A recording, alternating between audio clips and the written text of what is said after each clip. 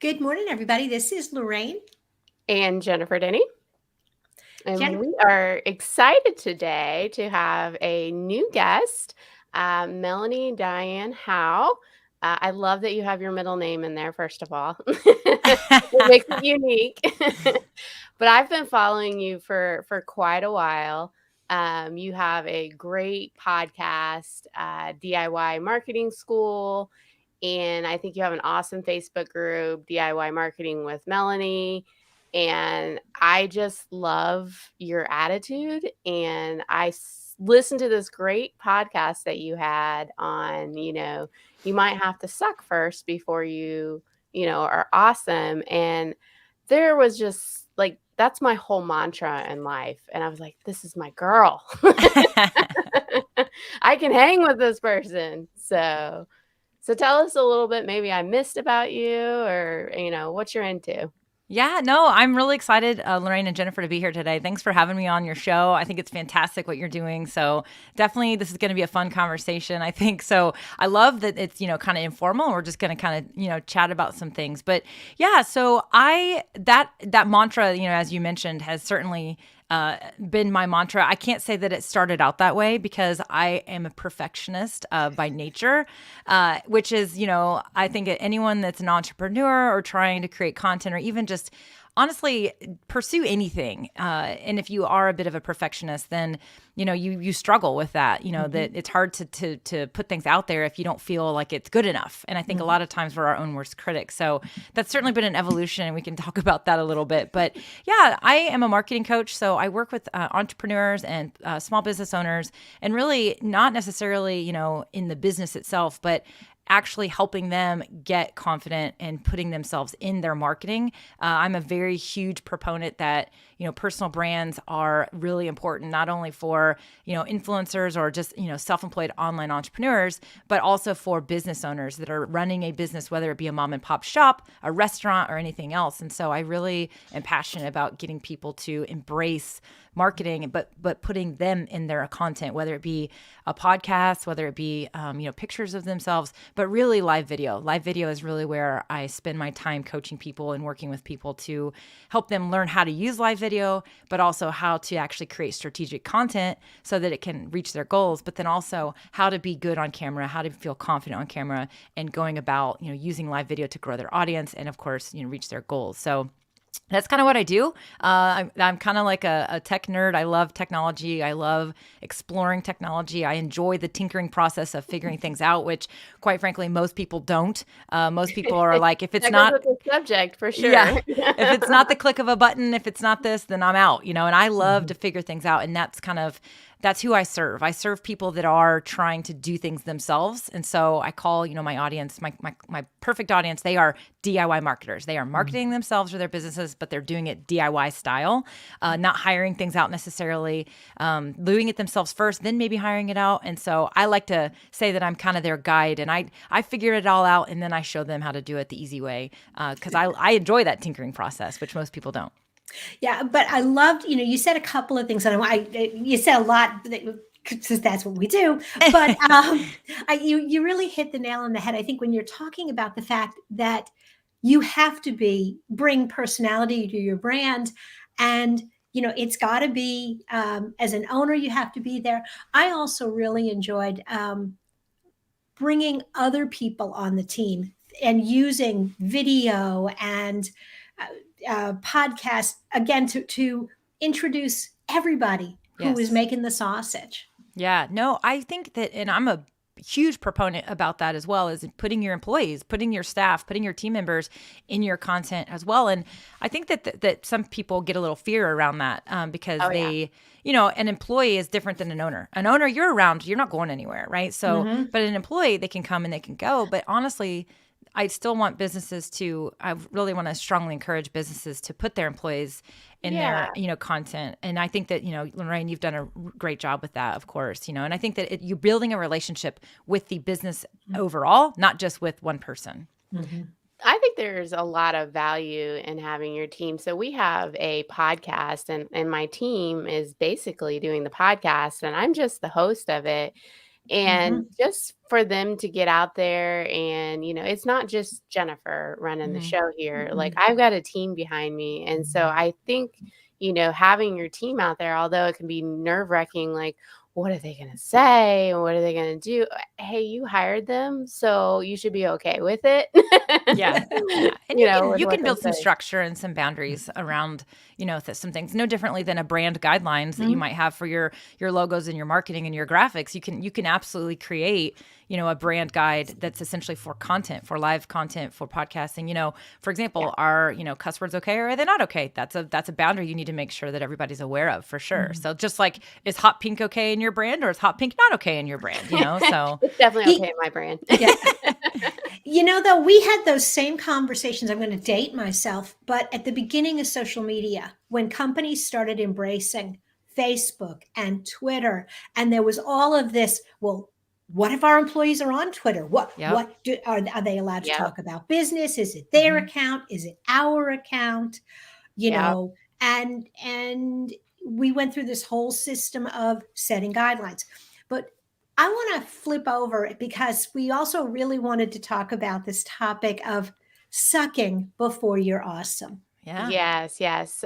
You talked about the growth mindset versus the fixed mindset, and I want to go down the path of like it's a fluid place. Mhm. It's not somewhere where you necessarily stay in one or the other. So, can you talk a little bit about what you said about those topics? Yeah. So the whole growth and fixed mindset comes from a woman, Dr. Carol Dweck. She wrote a book called Mindset, actually, and it's a fantastic book. I highly recommend, honestly, any human on this earth read it.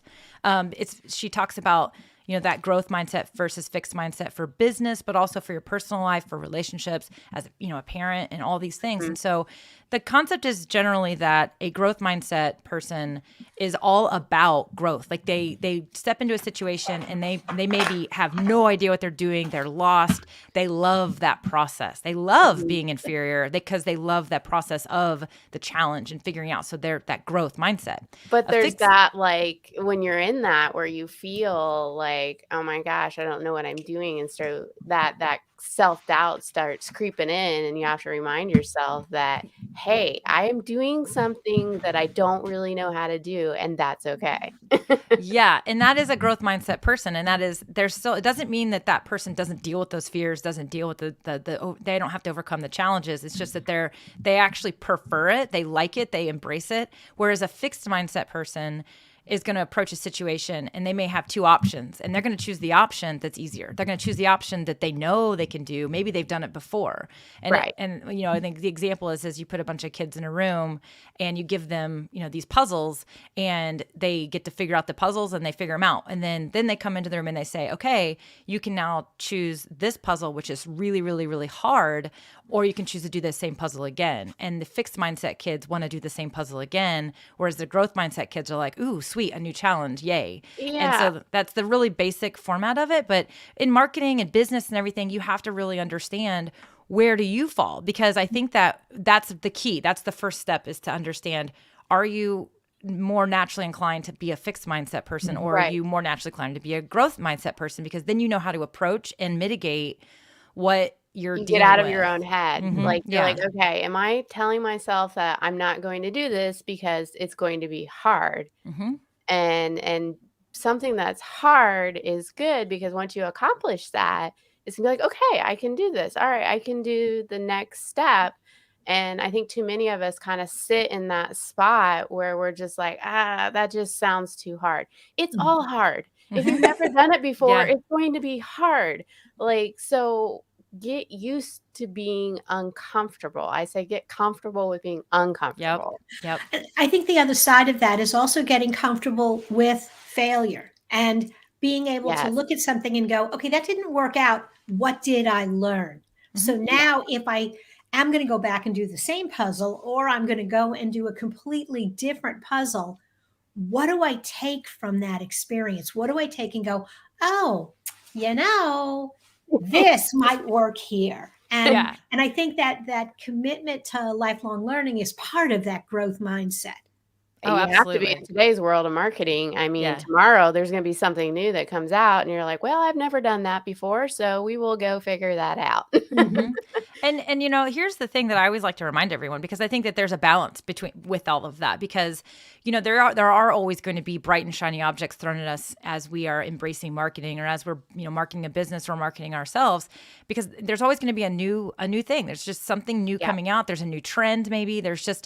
But it doesn't mean you have to chase everything. And that's what I always tell everyone, is like, you don't have to chase everything. So if we go back to that same example of the puzzles, to say, oh, well, I don't want to be a fixed mindset, so I always have to take on the next new challenge. You don't. You can actually do the same puzzle again, but you can do it faster, or you can Better. approach it differently, or make it more challenging, flip all the puzzle pieces upside down when you get started. I mean, there's ways you can still approach the same puzzle, but use it as a way to get really good at that puzzle. Then maybe Yeah. you're ready to move on to something else. And so it's not necessarily that it's bad to approach things that you're familiar with, but don't approach them and let them keep you stuck. That's the whole point, is that you always want to be evolving in some way. And the whole concept of the whole reason I recorded that podcast, and the reason I talk about this with, my students and the people that go through my programs, is sometimes it's about shifting your mindset. You have to be able to, what's going to work for you. And I always say, like, sometimes we have to give ourselves permission. Like, some people will say, well, you have to talk yourself into something. I don't like the concept of talking yourself into something. I rather like, what are some tools that I can create for myself so that I can give myself permission to, like, alleviate that pressure that I'm putting on Yeah. myself. Yeah. So if you're talking yourself into something, that feels like you're still walking with all that pressure. But if we can find ways to, like, release those valves and, like, just take that pressure it. off, then you have more freedom, and you're going to have more energy as you approach something, versus the burden of you're just forcing yourself through something. And sometimes we do have to force ourselves through things. But so that's why I talked about, you got to give yourself permission. Like, you got to go ahead and just say, this is not going to be great. Like, and you know what? Here's the thing. It's probably still going to be greater than you think, right? So that's the thing. But, like, go into it and know, like, hey, I want to be really good at that. I want to get really good at video. I want to be a really great podcaster. Or I want to, just be so comfortable on stage. Well, guess what? You're not going to be comfortable on stage the first time you go on stage. Right. And it's fine. And you got to be okay with that feeling. But at the same time, approach everything that you start knowing that it's literally probably going to suck a little bit, but that doesn't mean it's always going to suck. And as long as you stick with it, just like you were saying, Jennifer, and just like you were saying, Lorraine, approach it as with this learning mindset, you will not suck. You will get to a place where it's amazing and great. And guess what? When you get to that amazing and great place, I hate to tell you this, you need to find something else that you're going to suck at, because you got to keep moving, Yep, right? yep. Yeah. And that's what I said this morning, is I'm in that sucking phase. And, and I've been doing this stuff for almost 20 years. And so to be at that moment where I'm like, okay, I'm going to suck at this piece of it for a little while. It's And interesting. maybe some of your favorites and heroes and people you look up to, you're like, you think that they don't have those moments where, Oh, they do. they do. Oh, yeah. They do. Oh, they like, do, and I happens think all the that's, time. yeah, that's another thing that I think that is a trap that people fall into, is that, we have people we follow. And if you don't have a mentor, so I call them brand idols, brand mentors, whatever. So you have people you actually work with, like, you literally talk to, you literally know them. They could be a mentor, but I always tell people, also look for those big personalities, those big brands, those big names, so that you can be, know what you want to strive to be. But you have to always remember that don't fall into the trap of comparing yourself to where they are now, because they are probably 10, 20, who knows, 5 years ahead of you, and they've had to suck first too. And you're just you're in the suck today when they're in the great later, right? So Or there's social media. And so what Yeah. we put out on social media, they might look like they've got all their stuff together, but in reality, that when the camera goes off, they're crying and they're like, I can't do this. Yeah.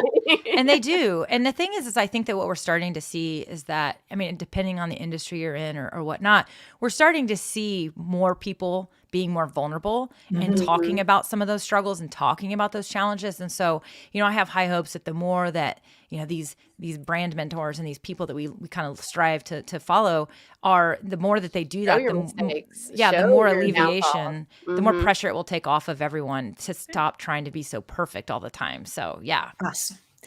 All right. Well, ladies, I know that I could hang out with you like all day long, but We all have stuff to do, including the folks that are watching. And so I'm going to suggest we put a pin in it here. I'm going to tell everybody they need to check out the DIY podcast and DIY Facebook group because you're doing some awesome stuff. You are one of my brand mentors. Well, you're one of Both you mine. ladies are mine too. Let's do this. All right, everybody, have a great day. Thanks for All having right, me. take care.